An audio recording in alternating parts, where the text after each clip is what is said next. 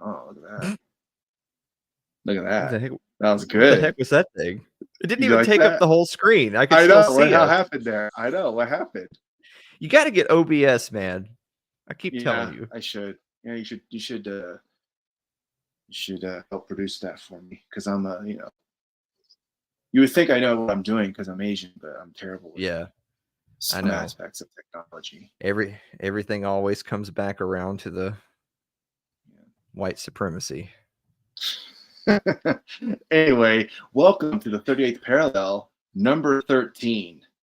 Oh my God, And really? yeah, lucky number 13. Wow. How about that? Yeah. Yeah. I figured we'd only So make it 3 or 4 and be done. I was thinking the same thing. Like, 5, that's probably tops, but here we are, Yeah. 13. And then we'll be saying this, 500. What the fuck? Mhm. Anyway, I'm the Hoppitarian, and I name myself that because I have such a huge ego. And this is Alan Mosley from It's Too Late with Alan Mosley, who's the most selfless person I know. How are you doing? I was gonna say I actually didn't name myself that. My parents did, but I do Yeah. still have a huge ego. Oh, okay. So, I yeah. was But being how could sarcastic. they have known, you know? Who How knows? did they know? I, It's crazy. I don't know. So yeah, just real quick, NFL draft. Everybody's Yeah, okay. really, everybody really wants to know about the NFL draft. People are over there in Detroit right now, and they're standing out in a crowd waiting for names to be called. Let's go. Mhm. Good The stuff. Chicago Bears just drafted another offensive tackle, and somewhere right now in Pittsburgh, Justin Fields is saying, "I could have used that before." Right. You know? I don't like. He must be thinking like because yeah, he was. I guess I mean at least for him, he actually started. So there was that. Trey Yeah. Lance started what 2 games. Good luck. You Um, know you know, the thing is, though, is that I know there was a lot of debate over Fields versus, like, how bad the Bears are with quarterbacks in general, so is it really his fault? And, like, if you were a blue chip quarterback, would you want the Bears to draft you, or would you be like, "Don't draft me, I won't play for you," you know? And, of course, obviously, they wound up doing the typical thing, which is, well, we're gonna just dump him and go draft, you know, number 1 quarterback, which they drafted Caleb Williams, whatever. But all in all, I actually think this is going to work out great for Justin Fields because with him being in Denver as the presumed number 2 behind Russell Wilson, like even if Russell Wilson has an okay year, like no one thinks Russell Wilson is going to like you lead a mean Pittsburgh? Steelers resurgence for like years to come. He's at the end, you know. So Right. so the fact that Justin Fields has been put in a position where he has a chance to just get out of Chicago. That's number 1. Just get out of Chicago and just work with a new staff and a new system and try to, people that actually have a clue what they're doing.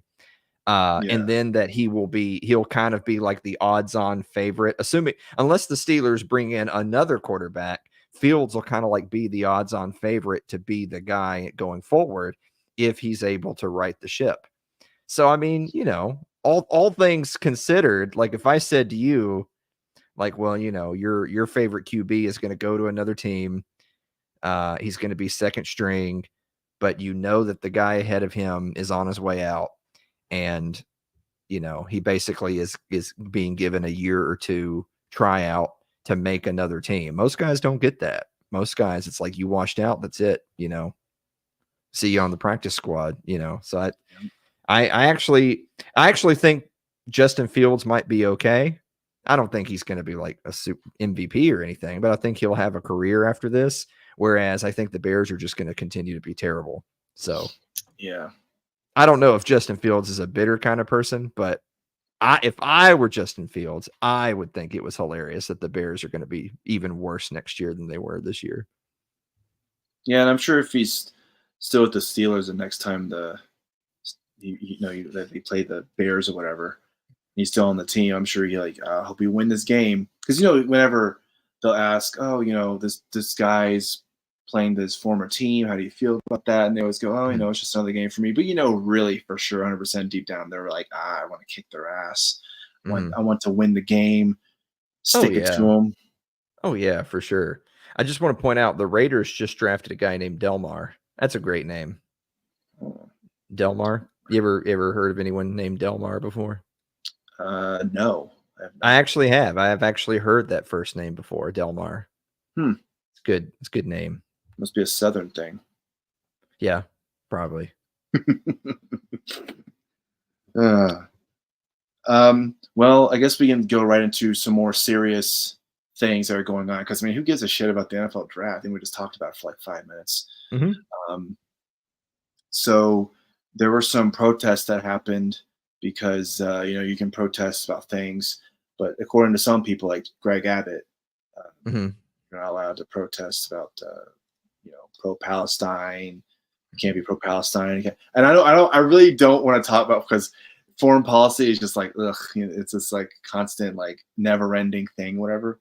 But I Hmm. do want to read Ben Shapiro, our favorite Oh God. Jew, our favorite Jew boy. Yeah. He had something to say about it. I Yeah. want your thoughts after I All read right. this. Try to read it in your best Ben Shapiro accent.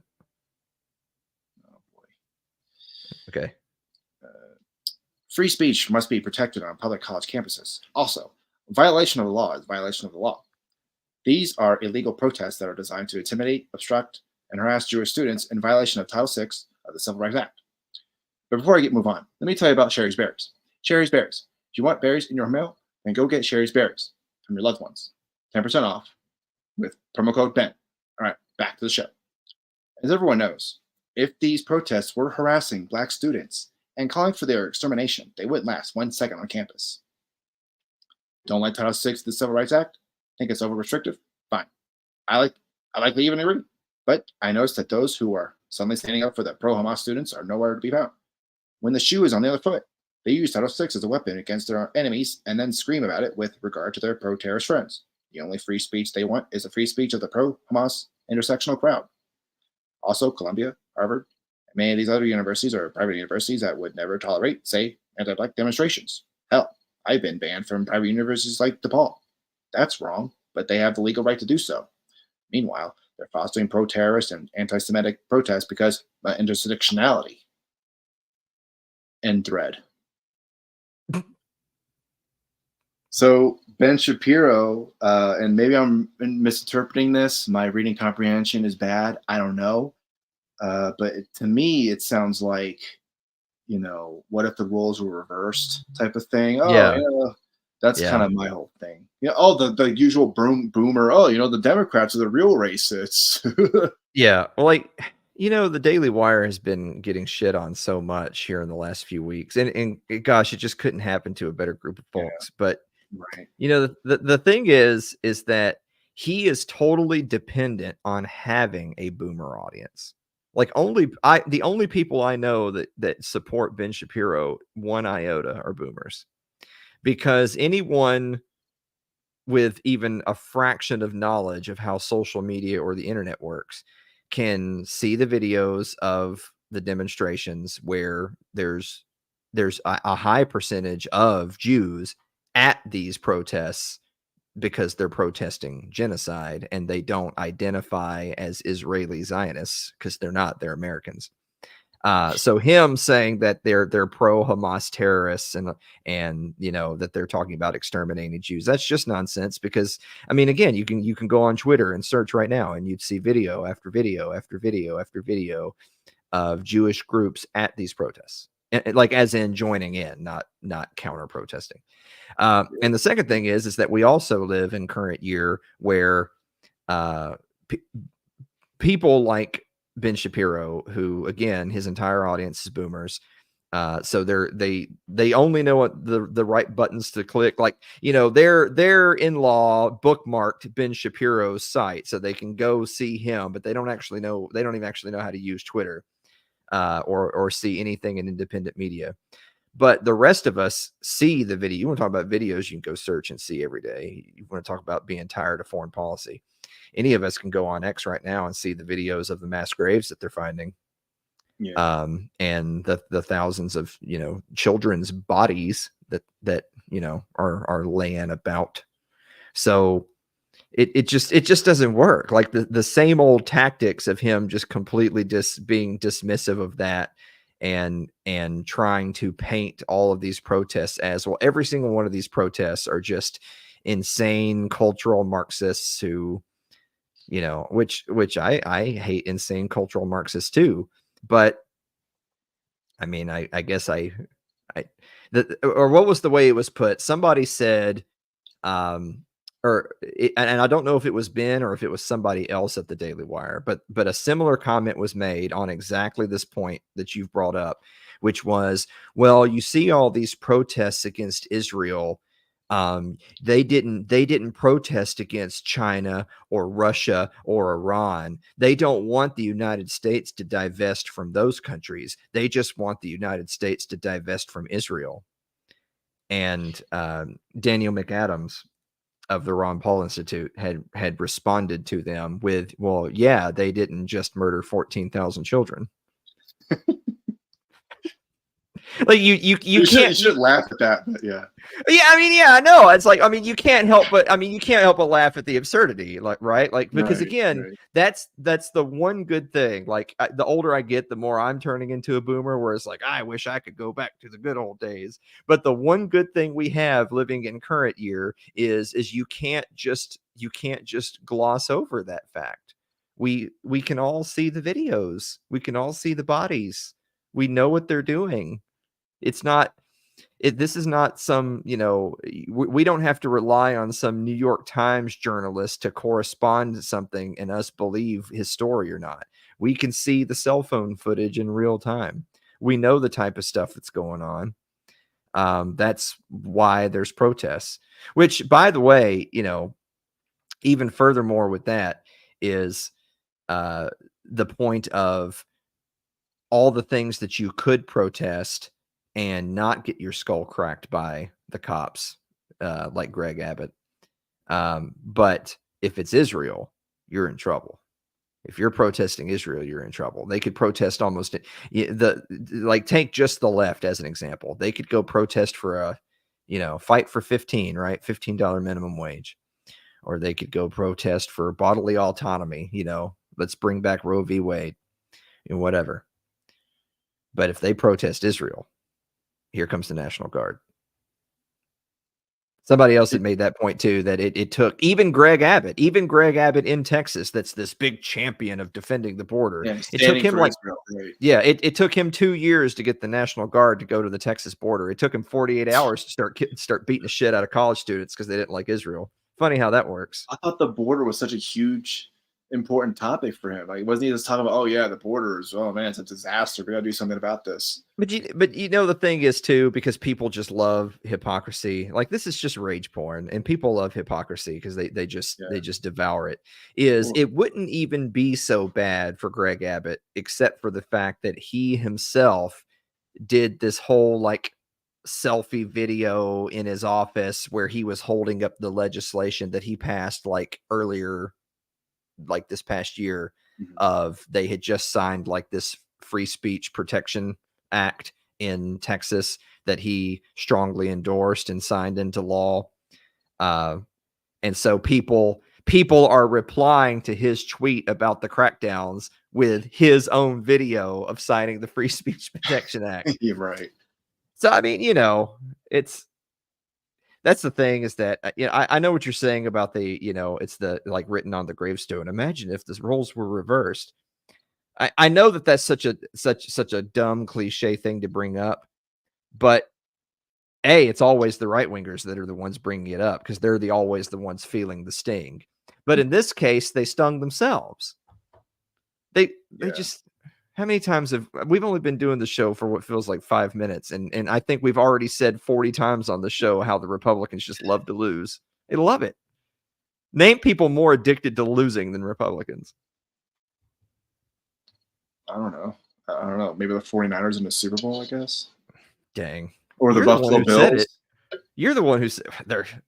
Yeah, they still have a ways to go to challenge Buffalo. Yeah, that's true. Yeah, at least when the 49ers lose the Super Bowl, they put a little bit of time in between appearances to kind of let the wound heal. It's oh, maybe it's this. It's it. This is going to be it. This is going to be the one. So they need to go. Yeah, the 49ers need to go to and lose the next 3. And then again, it'll be the Niners and Chiefs next 3 years. There you go. Perfect. I mean, Yeah. not perfect, but you know. Mhm. But what I was going to say is that you're because you mentioned hypocrisy. Hypocrisy doesn't even matter anymore. Like you can mention hypocrisy all you want. I don't care. Oh, I'm a hypocrite. Whatever. That's fine. I mean, both in a good and a bad way. Like, oh, I'm a hypocrite. Cool, great. I'd rather be a hypocrite than a fucking, you know, whatever. Like Yeah. if calling me a hypocrite's the worst thing you're gonna call me, then I can live with my life, especially when it comes to this or what this type of issue. Oh, I understand a free speech law that you can pretty much say whatever you want, but then this aspect, oh, you can't be saying anti-Semitic, whatever the hell. Yeah, anti-Semitism, yeah. Well, Yeah, see, that's I what I mean, was the trying to thing say. is Yeah, that a lot of people are trying to overcomplicate the issue because that's the way they deflect. yeah, So, a lot of people are saying, "Well, the college students that are protesting, they ought to be in class and they shouldn't be disrupting activities and all that kind of crap." Or they'll say, "Well, the college students that are protesting, they're just all leftists. This is just BLM all over again. It's all leftists and we hate the left because the next thing you know, they're going to be over there wanting to mutilate some kids' genitals. And so we hate the left, and a bunch of leftists are at the protests. Therefore, they must be wrong." That's their yeah. train of thought there. Um, this may blow your mind, but maybe the issue is that Israel just won't stop genociding the Palestinians. That might be the reason why they're out there doing it. But I mean, that's just me though. How is it a genocide? Though? Aren't there still Palestinians there? If it was a genocide, there wouldn't be anymore. God, I wish that's how genocides worked. Oh, Um, but yeah. Anyway, look at this. JC with $9.99. hi, OMG.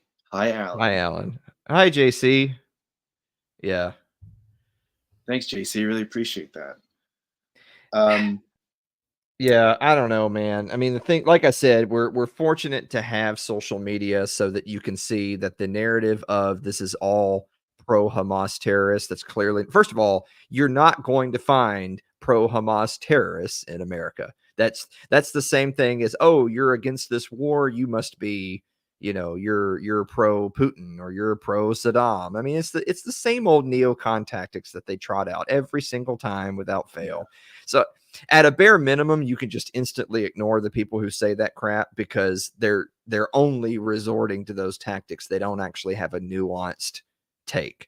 They can't actually defend their opinion. They just want to use slander.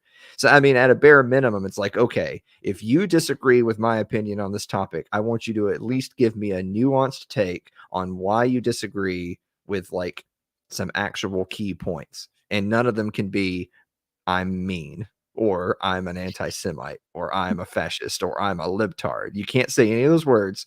Now tell me why I'm wrong. Yeah. They won't even try because yeah, but also the other nuance to this whole topic is there there are the protesters, and now they're getting shit on by the cops and all that. But there is no side that is like their representatives. Like they are a constituency with no representative because all the leading Democrats and all the leading Republicans would be totally happy to throw them all under the bus because they all work for Israel. So that may be the saddest part of this. It's like, well,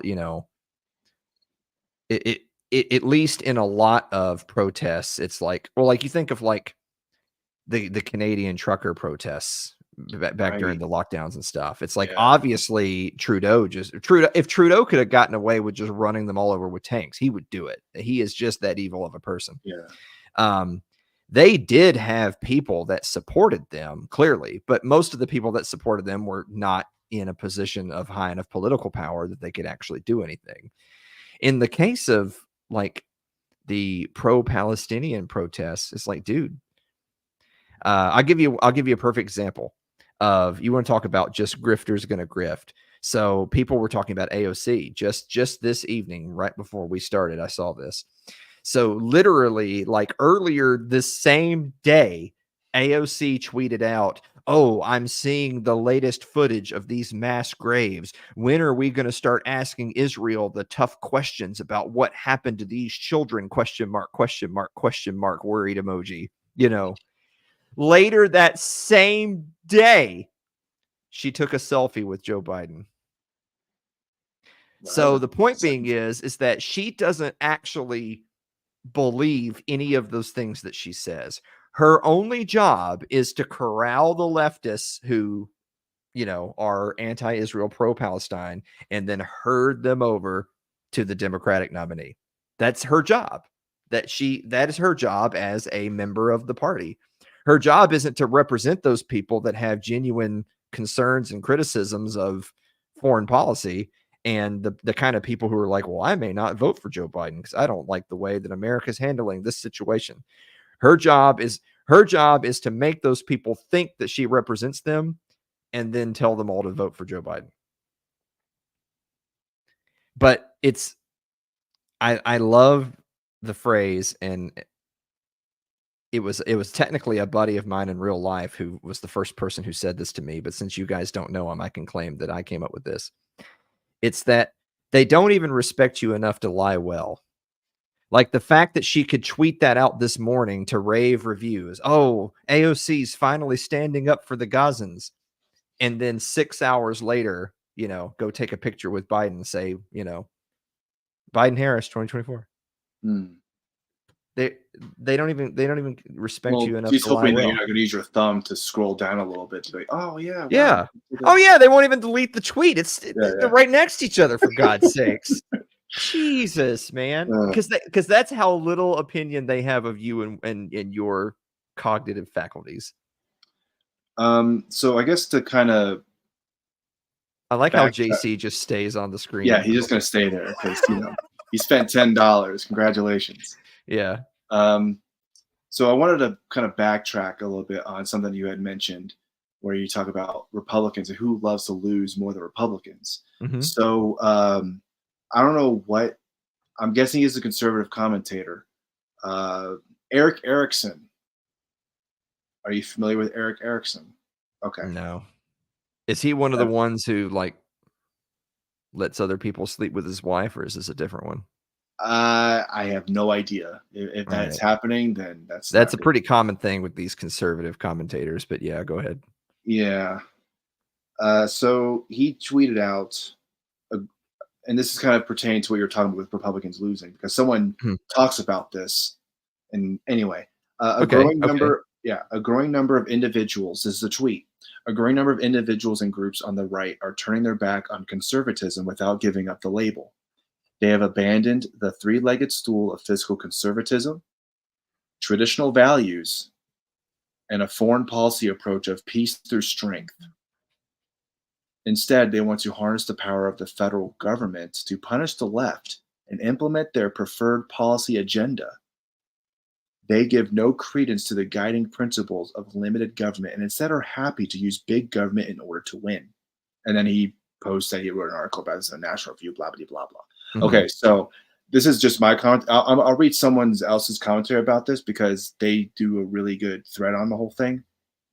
But to say that they want to harness the power of the federal government to punish the left and implement their preferred policy agenda. Shouldn't that be what the right should do if they get into power, is implement it's like the left is doing that right now. So if the right goes into power, they should do the same thing. So basically what he's saying is the right wants to do what the left wants to do. That's why, they're abandoning conservatism. And then also saying limited government and then peace through strength.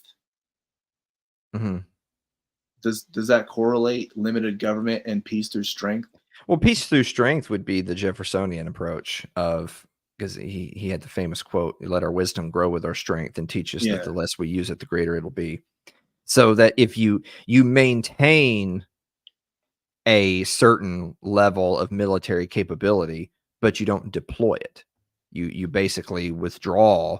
I mean that would have been like what Ron Paul used to always say. Now, granted, Ron Paul wouldn't be interested in building a whole bunch of new carrier fleets or anything like that, because what Ron Paul would say is that we have enough nuclear weapons to destroy planet Earth 10 times.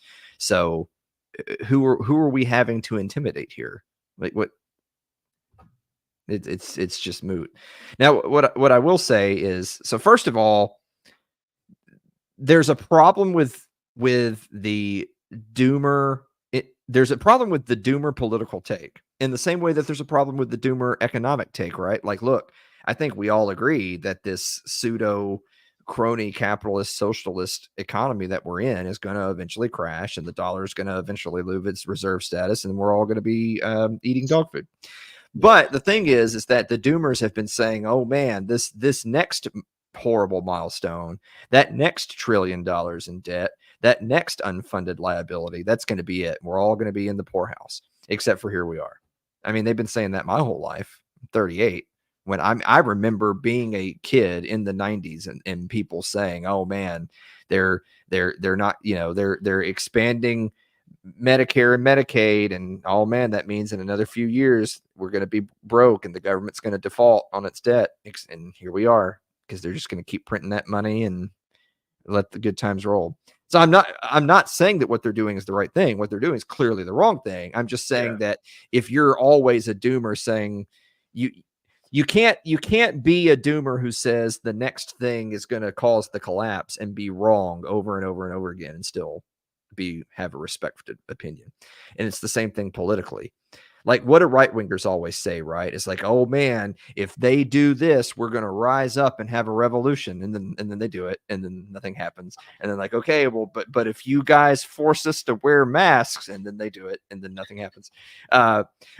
You think of like Hurricane Katrina. Well, you take my gun from my cold dead hands, and they went around and took everybody's guns, and then nothing happened. So I mean, they clearly don't really mean what they say, or at a bare minimum, they had a higher opinion of what people were willing to do or not do than what was reality.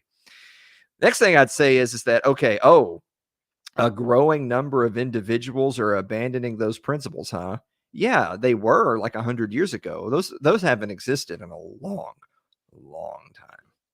Someone like him on a good day might go back to like George W. Bush, when George W. Bush described the good old himself. days. The good old days. George W. Yeah, the good old days of the early 2000s. He described himself as a big government like conservative, but he didn't create that. That's been around. I mean, Ronald Reagan was big government. Like, don't kid yourself.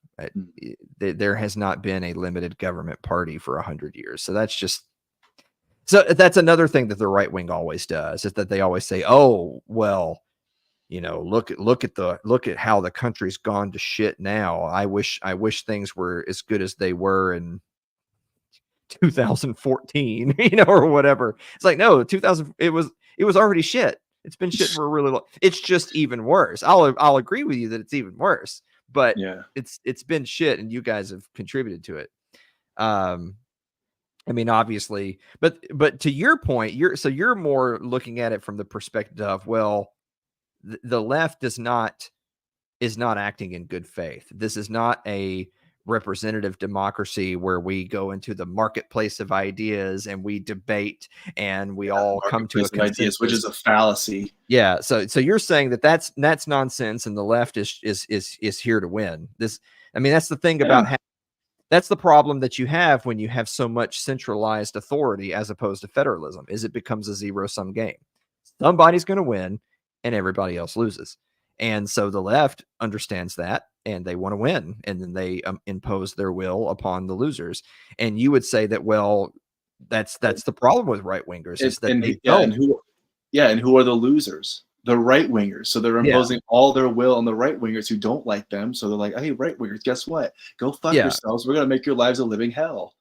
Yeah. And so, well, the thing is, I mean, this is the tragedy. I mean, this is why the system doesn't work. I mean, this is why the American experiment has failed, is because the right wingers would say that, well, the traditional conservative, who is actually small government and believes in federalism, and I can't stress enough, that's really the thing. Even all of these modern conservative pundits, they still hardly ever talk about federalism. That was the foundation, was federalism.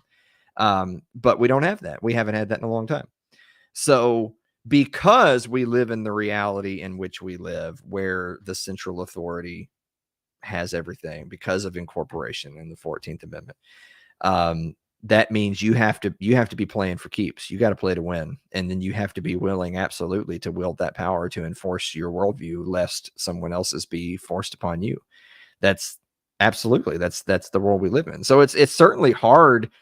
It's hard to say that the people who have noticed that and decided to adjust accordingly, that, oh, y'all are the reason that conservatism has failed. No, conservatism failed 50 years before those people even showed up and started noticing. So no. That's ridiculous. So in addition to all that, I want to get into this guy's Twitter thread. Guy at cryptos underscore KUPTOS. I want to give him or her. I want to give them credit. Okay. So they say one. Let's talk about this. Here's the key pull quote. They gave no credence to the guiding principles of limited government. Instead are happy to use big government in order to win. Erickson doesn't mean any of this. It's a word salad of fine-sounding phrases. That's it. 2. First off, his quote, peace through strength, unquote, means having a large enough armed forces to impose peace on the globe. Does anyone reasonably believe that this stated goal is compatible with smaller government? It's not. It's a tell. Erickson is lying to you and also himself. Okay, 3. okay, hold on. So I'm sorry. It's easier to address these one at a time. So that one is the biggest problem. So no, that doesn't mean enforce peace across the globe. Nothing about the United States means anything for the globe. It means for the United States. Having any type of military power is meant to defend the United States. The basic role of government should be to enforce property rights. That really is the most basic, is to enforce property rights. And you're like, well, we'll extrapolate upon that. What are they actually doing? They should be providing the courts, upholding the law, albeit what the law is. If you're a Bastiat reader, that's a whole other can of worms. But they should be protecting the citizens from outside forces and from themselves. But that doesn't mean they should not be enforcing peace around the world. You cannot say as soon as you interpret peace through strength, defending America means, well, we have to make sure that Qatar and Yemen don't go to war because baby Hitler might be born out of that. As soon as your logic gets to there, you're just a neocon piece of shit, and then you have trillions of dollars to the military industrial complex and yada yada yada. So no, he's being a little bit deceptive there. That if you're at least have. I don't like. I know it's hard these days to give people the benefit of the doubt, but I'm willing to give the benefit of the doubt that if somebody says to me, I'm a conservative, and I don't believe in foreign adventurism or intervention, but I do believe in peace through strength. What peace through strength does not mean making the whole rest of the world peaceful. It means that the rest of the world can't make the United States not peaceful. And again, as we were mentioned with Ron Paul earlier, having a nuclear arsenal that can destroy planet Earth pretty much already does that. And having 2 oceans. That's it. We're good. Right. We're fine. Okay, so number 3. So what does he mean when says that today's conservatives have abandoned small government and want to use big government to win? Well, Erickson doesn't like winning. He knows what his role is. He is implying that you are a communist if you want to defeat the Dems. Do you want to add anything to that or no? I mean, there's a certain argument to be made that a lot of Republicans don't genuinely want to win, because since they have been such failures when they're in power, they've served better as the opposition party. The problem is they don't really do that anymore either. It used to be true that Republicans were at least a halfway okay opposition party, but now they're not even that. I mean, look at this. Like this. Hell, look at this past week as a perfect example. You actually do have Republicans controlling the House with a Republican speaker. What do? They pass $95 billion of foreign aid, and they renew. Also banned TikTok. They renew. So first TikTok. They renewed warrantless spying on Americans, with Mike Johnson being the deciding vote. And then they passed $95 billion of foreign aid to Ukraine, mostly, Israel some, because he sold it as to help Israel. It was mostly Ukraine, some Israel, but also, hey, here's a cool $8 billion for That Taiwan. guy Let's is go a ahead and fucking get ready to snake. start another God war. damn. Yeah, here you are, my good man, just for the road. And then there's the TikTok ban. So yeah, that's the boy, there's your so much winning. TikTok ban, unless apparently the owner has to sell it to some other.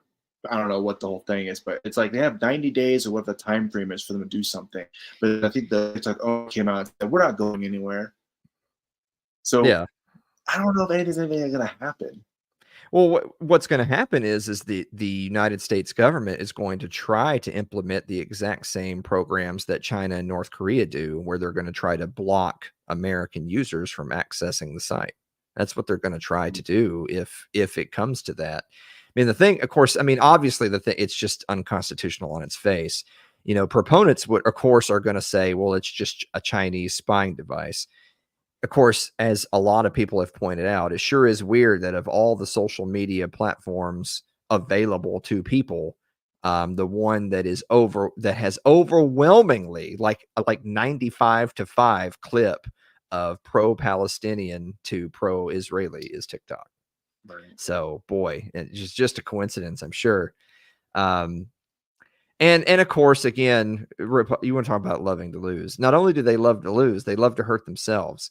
So Republicans love signing laws that give the central authority the ability to do things with essentially no oversight. And then when a Democratic executive uses those tools against Republicans, they say, geez, you shouldn't do that. That's mean. Y'all's signatures are on the bills. Y'all did it. I mean, that's my God. So anyway, I can't sit here and tell you for a certainty how the TikTok thing is ultimately going to play out in the end. Or if it even makes it that far, maybe it gets overturned in the courts. Who knows? The FISA renewal is not getting overturned because it's been around for decades now, and it just got renewed. Yeah, that thing's going to be around for a long time. There's nothing more permanent, or there's nothing more permanent than a temporary government program. Right. So I'll move on through this thread, and I'm just going to keep reading, and then if you want to add anything to it, just let me know. I should have said it at the beginning, but oh yeah, I do want to add Blake Corum, that really awesome running back from Michigan, was drafted 19th in the second round by the Rams. The Rams got in the third round. Oh yeah, no, excuse me, the third round. Yeah, that man. If you were wanting a guy, that was the guy. The NFC West, man, I guess you can argue the Niners have had a bad draft, but the NFC West, for what I've seen, whew, yeah, the Rams are going to have to address quarterback pretty soon. Oh yeah, I'm kind of surprised that they didn't try to make a move this year, but hey, Blake Corum, I like that. So don't worry, the Cowboys are back on the clock, so we'll be getting a good laugh here in a moment. Oh, so keep going. Anyway, so 4, he is specifically employing the language of Cold War politics to create the impression that it's frankly un-American to oppose the democratic leftist regime. Small government is a code word way of saying that the government should not use its power.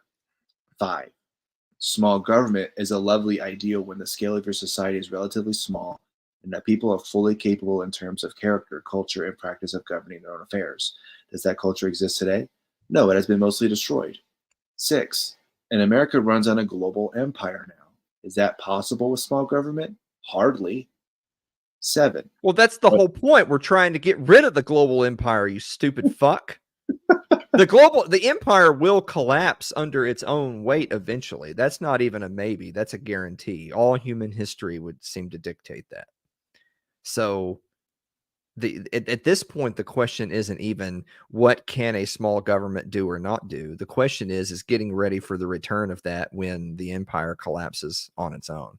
We would like to make the empire go away, but Yeah. if we fail to do so, eventually it will collapse, but it will be more painful that way because we will not have prepared for it. It'll just happen. I think we've talked about on this very show before that, there's always going to be those people out there who they believe history started, when current thing Yeah. happened, On or October history, 7th, something. yeah, Yeah. or history started when they were born. This is Right. history, is my life and my experiences. And they don't seem to understand that, like, in 1985, nobody thought the Soviet Union was about to collapse. Right. Nobody thought that was going to happen. And then look what happened. Mhm. So if I were to tell you right now that we were, say, 5, 6, 7 years away from the end of the United States as we knew it, you'd be laughed out of the room, and which is exactly how people were treated with the Soviet Union. All right. 7. What Erickson is really saying is that under no uncertain terms should we use power to achieve the political ends we desire. That is what he means by big government. It is code word for using power to enact policies we want. 8. We should not use power to punish the left. We should not use power to close the borders. In fact, if we get power, what we should do with it is engage in the disarmament of the political machine. We should divest ourselves of power. 9. But they don't mean that. Erickson is making the statement that you should never, ever expect the Republicans to use the power of the state to do anything that benefits you or that punishes Democrats and ensure their path to reclaiming power is more difficult or impossible. And Well, it is true. I don't expect the Republicans to do that because the Republicans are cucks. Of course, they won't do that. That's the problem, is that I don't expect the Republicans to actually do that. Just like I don't expect the Republicans to stop passing omnibus spending bills or cut basically any program of any meaningful size or extent. A lot of this, you want to talk about, because when the conversation ultimately comes around to left versus right, and who is and isn't willing to cross certain demarcation lines to, open fire on the other, who's going to do it, who's not going to do it, who's willing to go all the way. What it boils down to is this question, and this was a question I asked our guest on the show this week. And I think it's one of those where I think it's going to be a question that I'm going to ask a lot of guests going forward, at least the political ones, which is, I want you, and I can ask you this right now. I want okay. you right now, visualize this in your mind. I want you to visualize a person who is the exact opposite of you in terms of political beliefs, cultural ideology, whatever. So, like, if and I don't even know what you'd necessarily say you label yourself as. I don't think we've ever actually talked about that. I mean, I'm a Confederate, so Yeah. I'm a Southern supremacist. So miss me with all this other shit. But so imagine that person in your mind. Like, imagine, like, say it's that 400-pound blue-haired land whale who is a you know fourth wave feminist and believes in trans rights and bodily autonomy for women, aka murdering babies, Mhm. or they will die on the hill that Joe Biden is the greatest president that ever lived, or not. I mean, like, again, I don't know what your political beliefs are, so just whatever. Just imagine that person in your head that is the exact opposite of you in the political and ideological world. Okay, Okay. do you see them? And do they have all the beliefs that are the exact opposite of yours? Could see them. Yeah. Okay. Is that person evil? I would say so. Yeah, it's an important question. I'm not asking if you disagree with them or you think that they're mean or off-putting or probably have some body odor issues. They don't think that showering all the time is very important. But are they evil? I would say yes. See, this gets around to that whole thing of, the phrase, never attribute to malice what can be explained by stupidity. those are wise words that people have lived by for generations. It's like an old fable of, oh, well, that this person who did this thing I don't like, I hate them. They're so evil. They just want to ruin my life. And you say, oh, no, don't attribute to malice what could be explained by stupidity. The cashier that tried to double charge you for the grapes isn't evil. They just made a mistake, right? Yeah. But I think that has changed. That wisdom has flipped on its head. And I think in modern political discourse, a record low number of people still believe that. I think nowadays, like 2020 changed everything, right? History started Oh in yeah, for 2020. sure. Yeah, history started in 2020. So when you saw all these people that got just a small little whiff, all the Karens got just a teensy little taste of lording power over their neighbors who didn't want to do what the man on TV said to do. And all of a sudden now they're calling the hotlines to report people because they're having barbecues or they had too many visitors, at their Yeah. family reunion and that sort of thing. No, man. Those people are not well-meaning civic servants who were just, gosh darn it, they just really thought this virus was scary and they wanted to make sure everybody was safe and healthy. No, they're evil, terrible people who would revel in hurting you because you're the opposite of them politically. No, Right. they're not misguided. They're evil. So so you've already said you do believe that person who's the opposite of your political beliefs is not just misguided. You think they're evil. Yeah. If they're evil, then using because what's anything? Like what's using political power to do anything? Every politician uses political power. That's what politics is. It's just what they mean it is using it, crossing some kind of imaginary line. You've abandoned live and let live in exchange for I'm going to enforce my worldview. That's what they're really saying when they say use political power. But if those people are evil, then it's just. If I love to use the abortion topic as an example. It's actually kind of awkward that Roe v. Wade got overturned because, I mean, in reality, most Republicans didn't want it overturned. They wanted to keep raising money, pretending that Right. they It was like, wanted it to oh be yeah. overturned. But I love using abortion as an example because that's a very hot topic, a hot button topic. If you think those people are murdering babies, then they're not just, we're not just going to have to agree to disagree here, right? Yeah. No, They they're meant murdering well. Yeah. babies. Right. They're Yeah. evil people.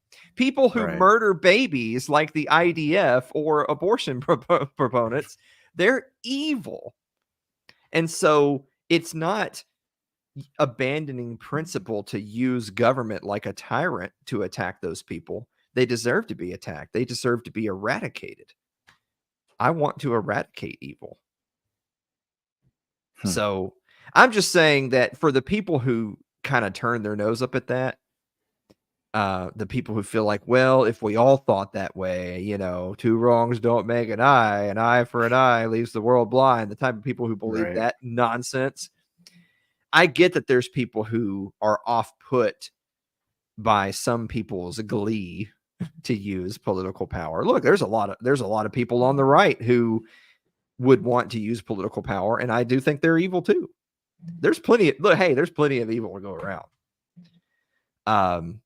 But again, if you think that those people are evil, if you think they're killing babies and you have the political means to stop it, then that's not you crossing the boundary of good government. That's you saving the lives of babies.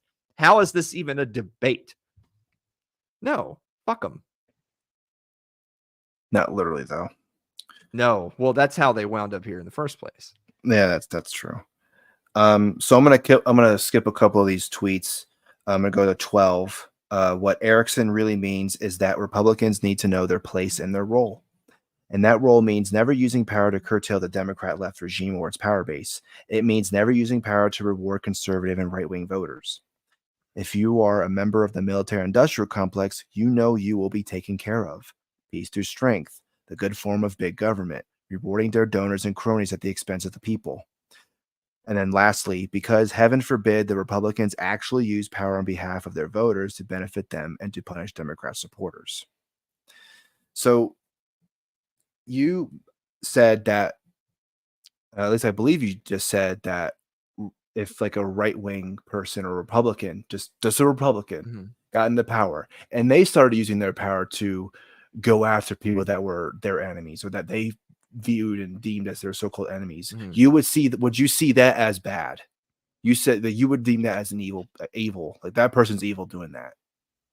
Who, the right winger is evil because Right, they're like doing it? yeah, because they're doing that. No, they would be evil if they are promoting evil Okay. in so much as they're doing. I mean, if a Republican got the power, but he also didn't end abortion, then he's also evil. It's what they're Right. doing Okay. with it. It's not the using of the. See, the thing is that a lot of people, it's power corrupts, absolute power corrupts absolutely, and Right. and that's not to say that that's not true. By the way, I think that I think it is quite likely that the most well-intentioned person who is the most just and the most righteous with enough time and enough power would become that. I think they would. Because I think when they begin trying to right all the wrongs that they can, eventually it would then you reach the next step of, well, how do I keep it this way, right? Like I've smited all my enemies. Now how do I keep my enemies from rising back up again? And it's going to start to get a little, maybe it started to get a little dark at that point. Yeah. This guy's comment. He said, "I like that the Eagles took the white defensive back, and then immediately after the Saints took a DB named Kool-Aid." That is true. The Eagles took Cooper DeJean or DeJean, how you pronounce his last from name. Iowa, the guy who looks like a 14-year-old white dude. Yeah. He graded really well. I mean, and that's a name that I saw was connected to the 49ers a lot. Yeah. The 49ers do like their white people. Well, they just drafted a white wide receiver, so yeah, I mean, yeah, apparently they do like that. But I really don't give a shit what his skin color is, as long as he's a good player and the 49ers win games. Can I? I'm sorry. This is totally off the beaten path. But since we're like, I mean, I'm assuming you want to try to keep this show like not running crazy long. Can I suggest a topic really quick before we run out of time? Let's go. It's not really suggesting a topic. It's more just something that happened, and I wanted to get your opinion. Okay. All right. So the other day, like, you know how I do, I'm trolling around looking at videos and memes and trying to get ideas for the show and stuff, right? Because you send me stuff. Yeah. All right. So I'm sitting here at the beginning of the week and I'm trying to like get some stuff ready for the show. And I'm looking for memes, and of course, one thing leads to another, and I've wandered into racist Twitter, right? so I'm in racist Twitter, and apparently I come to find out, apparently there's some big drama going on in racist Twitter right now. Like you hear about this all the time, of where like, oh, whatever, trad wife Twitter or right-wing Twitter or black Twitter or whatever Twitter. So racist Twitter has got a big schism. It's tearing the community in half. And what it is there's the side that believes that you have to keep the race pure, and the other side that think that Asian women count. Know exactly what you're going to talk about. All right, so one side thinks that whites are superior, and which also means you have to have a white wife. And the other side believes that Asian women are like the free space on a bingo card. Everybody can have Asian. So I got to figure out where everybody falls on this. So this is apparently super controversial. Like racist Twitter is having a civil war. I better think my answer clearly. Then I better hope I know what I'm doing. Yeah, no, I did not. I just wandered into a comment section. I was like, wow, all these racists are really having it out with each other. There's a civil war of racists going on over this topic. We'll talk about this next week for a whole hour after this whole. Actually, maybe we should. We should save this for next week, because this is a huge topic. Yeah, we can do that. Yeah. I didn't realize this. I saw this, and then I saw a lot of fighting, and I was like, is this a meme? Like, is this a joke that I don't get? And I come to find out, no, apparently racists are in shambles, because because I mean, you know how tight knit the racist community is. They Right. Yeah. really They like don't. to stick Yeah. together. Yeah. They don't tell anyone Um, about their racism. Right. literally being torn apart over this. Yeah. This is a Yeah. juicy topic we should save for next week for sure. But I mean, did you like? Do you want to know my quick answer? Or do you want me to wait? I mean, I feel like I should know what your answer is, Yeah. but I mean, I don't know. I I mean, mean, on oh, go ahead. Sorry. no, no, I have nothing else to say. I think Okay. we should save this topic for next week. This is a huge cliffhanger. Yeah. Yeah. Yeah. Yeah. JC and Jay Forte are going to be like, "Oh my god, you know, I'm in on this." You know, the funny thing was I had a topic. I mean, I even named the episode "Take a Shower" because I had that topic Mhm. ready to Mhm. go, and we haven't even gotten to it yet. It's in, so what? Okay, we'll end with this. We'll end with the main topic that I was actually wanting to get to, but then we ended up talking about something completely different, which is great. Um, so okay, Alan, how often do you shower? Every day, usually twice. Okay, so according to this article from the New York Post, Mhm. daily showers are purely performative and have no real health benefit. Experts insist. Call it perfumative hygiene. Experts say that daily shower has no proven health benefit, dismissing the dowsing as a socially accepted practice geared towards staving off accusations of funkiness. And get this, A-listers like Jake Gyllenhaal and Mila Kunis admit they've been saying no to the nozzle.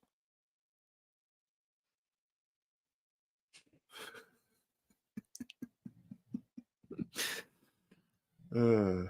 All right, so first of all, like I get that hygiene doesn't just mean cleanliness for the sake of sight and smell. I know that Yeah, hygiene also means so that you don't like develop infections or, that sort of thing. But in my mind, call me old fashioned, but in my mind, I always thought it was a moot point that you were supposed to have good hygiene so that you didn't like literally develop trench foot. But it was so since it was assumed we were all doing that, what we really meant by good hygiene was you bathe regularly and you wear deodorant and that sort of like why is it controversial suddenly to bathe every day, and for another huge group of people it's controversial to wear deodorant every day? Why? well, I mean, I understand inflation really gets everybody, but there's some things I will still purchase. yeah, shampoo, soap, yeah, exactly. Yeah. Yeah, Um, this hair doesn't get this way on its own. oh, it's not because of the humidity over there? Actually, it does. Oh, okay. I have a supernatural hair care routine, and it's just what can I say? I have great Mm, genes. But mm. I mean the thing is, okay, like in all seriousness, I take a shower every morning because I have to. It doesn't even matter if I took a shower before I went to bed. I got to take a shower when I wake up in the morning. It's part of waking up. Plus, it's part of like, ugh, I've been laying in bed like. Laying in my own filth. Yeah, I just, I've been because I'm waking up every 15 minutes in cold sweats because I see Hat Man in the doorway, and I mean, I don't know if Jeez. that's everybody, but but anyway. So All right. I look, I'm going to take a shower in the morning. It's part of my morning routine. But I also work a job where I'm physically active, so I'm Yeah. not going to come home and then get in my clean bed with like having been sweating and dusty or whatever. So now we're Right. up to 2 showers. So you're telling me that there's some people who take 2 less showers than me per day. Yeah. So okay, why are we washing? Mostly because we're afraid somebody else will tell us that we're smelling. Environmentalist said this. Mhm. The prostitute state author, which that's for prostitute state anyway. The prostitute state author only hoses off once per month to help the environment.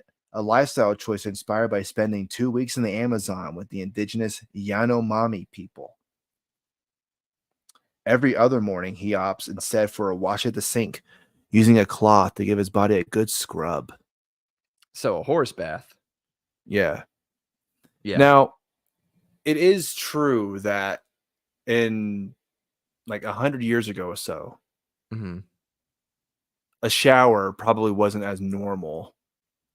Like back in like the 1800s, people weren't showering all the time. They were mainly like Hmm. baths were the main thing. Hmm. Shower, what the fuck? Like Hmm. maybe a super rich person had it right. I don't know, but for sure a bath. But now like Hmm. showers are like, oh, you're gonna waste all this water and you're gonna be using too much soap, water, but it's to help the environment. So if you're taking a shower twice a day, even once a day, Hmm. not good enough. You're not helping the environment enough. Um, Manhattan dermatologist Dr. Julie Rusak that told the Post that prolonged and daily showers could strip away the skin's microbiome, which plays a role in protecting the skin and is also extremely important in overall health of the body. So you're taking showers twice a day, you're destroying your skin's microbiome. Look at my beautiful, smooth skin. It's fine. I don't know. It's fine. So okay, this is on topic, but also or it's related, but it's not directly related to this. So apparently, um, and my wife can attest to this too. Uh, so Koreans, because I'm half Korean, Mhm. Koreans apparently don't, and this is true, right? Koreans don't actually sell deodorant. That's not a thing there, right? Yeah, they don't sell deodorant there because they don't smell all that much in the armpits, or just body odor is just really not a thing. So if you visit Korea, you're like, where's I gotta buy you some deodorant. You're not gonna find any. It's just not a normal thing there. But maybe if you go to like France or something, I don't know, they probably have a lot of body odor. So they But and probably yet for some reason they still don't sell it? Yeah. yeah. Are you looking that up now to make sure I'm not Yeah, lying to yeah, you? I'm trying to decide whether or not y'all are literally barbarians that should be Yeah, pushed you're into the gonna sea. you're gonna fact check me. I'm half Korean, so I should half smell, like I have some Y'all body have a odor. gene called ABCC11, which prevents sweat from producing odor. Let's go. Okay, but do you have that gene or do you not? Because Apparently, I don't. I don't smell all that bad according to her. I don't know if someone else decided to come smell my feet. They might be like, ugh. But okay, apparently, so my feet don't apparently smell. 80% of Chinese have it, Okay, 70% of Japanese, but 98% of Koreans. let's Imagine go. being that 2%, dude. I know that would suck, right? Like you're like the dusty kid from Peanuts, you know? What which Yeah, yeah. So, man, you went outside. You smell like metal. What the fuck happened to you? Ha! Huh. You learned something new today, did you, Alan? I'll admit I didn't know Let's that. I didn't go. realize y'all were God's chosen people this whole I know. time. I know. Israel, Palestine, go fucking South Korea. Let's Yeah. unite all the Koreas and unite them as one. Fuck the You know two what? state You know solution. what? How about one state? This is totally unrelated to that, but I actually uh was listening to some Thomas Sowell stuff recently because Oh, I like to be up to date on my statistics to know who to be racist against. yeah. Um and and and so the the South Koreans have such an insanely low rate of illegitimate children that it would like blow your mind. Hmm. I mean insanely low. And so where like this is I'll just tell you really quickly, like this is how we arrived at this point is the Moynihan report came out in 1965, and at that time blacks had 25% of black children were born out of wedlock, and that was like a huge disaster. Well, it's up to like Yeah. 70% now, by the way. Um, Probably, yeah. Whites are over a third, which by 1965 standards is atrocious. Yeah. Mexicans are over half, blacks are around 70%. So that means only 3 in 10 are born in wedlock, are not bastards Jeez. if you're into that terminology. Jeez. Compare that to some other places around the world. In I think it was Finland where it was something like it was something like 1 in 6 or 1 in 8, which is a hell of a lot better than America right now, but it's not like 0. Yeah. In South Korea, it was 1 in 66. Damn. If you're a bastard in South Korea, you're probably that kid that's dusty too. Yeah. There's something wrong. You're the one that smells like rotten Your onions whole or something. family. Yeah. I wonder if Damn. the North Koreans also, I mean, I would assume it's the same genetics. So the North Koreans would be the same, right? Most likely, I would Which think is so, probably yeah. really good for them. So because they probably don't have as many like Walgreens open 24 hours as we do. I mean, I have no idea. The Western government won't let me see what's going on over there. So I have no idea. Yeah. Are you for a reunification of Korea? I mean, I know there's families that are split up during Mhm. the war, which is still going on. I mean, it was a truce, whatever, but the Korean War is technically still going on. Mhm. But This got really, really serious all of a sudden, right at the end of the episode. It's like, are you for a reunified Korea? But I mean, no, there's like families that were split up during the whole thing. So I would like to see those people get reunited somehow. Mhm. I just want you to know that in next week's monologue, the Asian chicks are the free spot on a bingo card is already written. It's already in my notes. Perfect. That's in the stack for next week. Yes. I mean, yeah. So to answer your question, I would like to see a one Korea rise up through the ashes. Okay. Well, that's Does that good. make me a neocon? I don't know. Who cares? Well, that's good. I like that. Yeah. I mean, obviously, I hope it's, under a more South Korean system than a North Korean. So I hope it's not reunified the other way. But, Yeah. As long as they all smell good, they don't have to sell deodorant. We're good. Yeah. But 1 out of 50. Yeah. God, that must be awful. I thought it was like 1 in 66 or something like that. No, the ones who smell. Oh. You said 98%. So that means 1 out of 50. They're having to get their import deodorant. Yeah. Jeez. The free market has failed that 1 out of 50 people. Trying to find deodorant, like, I guess I'll use this. Wipe, this bathroom wipe. Clean myself. Anyway, on a totally random side note, I know a lot of people like to talk about like, well, if you're going to talk about like the olden days, like centuries and centuries ago, well, like they didn't have toilet paper. So, those people smelled because they, they'd get like, they'd have the runs and then they wouldn't wipe really well because they're just like using a rag or something. And I'm not saying that there's not truth to that, but I also want to point out as a little bit of a counterpoint to that but the people back in those days weren't eating like Cinnabon and Dairy Queen and nachos. So they probably were more regular than you degenerates are. Yeah, the diet was definitely better. Yeah. Just saying. Like they weren't having 4,000 calories of like gummy bears. Right. Yeah. They were eating all this processed shit or whatever. Yep. So just some food for thought. But anyway, man, that schism in the racist community is going to be huge next week. Hopefully those people are, yeah. Go ahead. Maybe we'll do a Twitter poll between now and then to have some. Yeah, we'll brainstorm. How should we word this? Let's word this. How are we going to do this? Yeah, we have to figure out a way to get racist Twitter to share the poll around to get some votes. Yeah. From my just quick look in, it was pretty close to 50-50.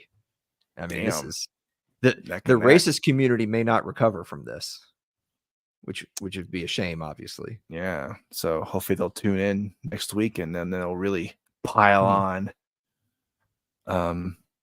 But anyway, Alan, where can they find your show? Who knows? Y'all still doing that show? New episodes of It's Too Late are Wednesday nights at 9:00 Eastern time on YouTube, Twitch, Twitter, Facebook, whatever. Just go to Alan Mosley TV. Sweet. Oh, and oh my God, it is 3 weeks. 3 weeks. Oh yeah, that's to the right. sixth Yeah. annual It's Too Late live show. Yeah, I know. I'm a little scared now. Now I have to It's getting actually like close. Yeah, do something now. getting It's closer and ridiculous. closer. Yeah. So, all right. So remember, next week we're going to talk about racism amongst the race realists. So every week, huh? Right. Yeah. Exactly. Okay. But for sure, this one's like, do you breed with just if you're white, you have to breed with a white woman, or if you find a really attractive Asian woman, Mhm. which one do you go with? Find out next week. And that's the end of the show.